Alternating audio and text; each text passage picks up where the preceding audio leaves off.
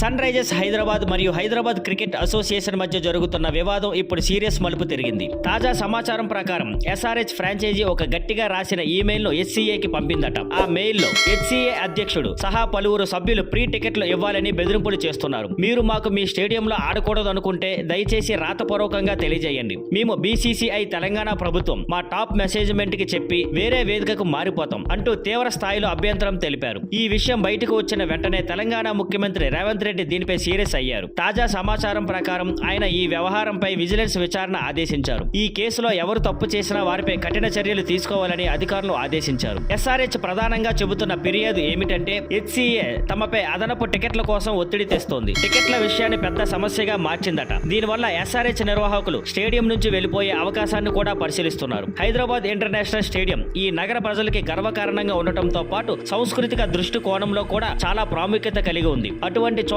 ఇలా జరుగుతుండటంపై రేవంత్ రెడ్డి ఆగ్రహంగా ఉన్నారు. ఇదిలా ఉండగా హైదరాబాద్ క్రికెట్ అసోసియేషన్ పై గతంలో నుంచి పారదర్శక లేకపోవడం, వివాదాస్పద నడతలు వంటి విమర్శలు ఉన్నాయి. ఈ సందర్భంలో రేవంత్ రెడ్డి కఠినంగా వ్యవహరిస్తే ప్రజల్లో ఆయన ఇమేజ్ మరింత పెరిగే అవకాశం ఉంది. Thank you for watching. Please like, share and subscribe.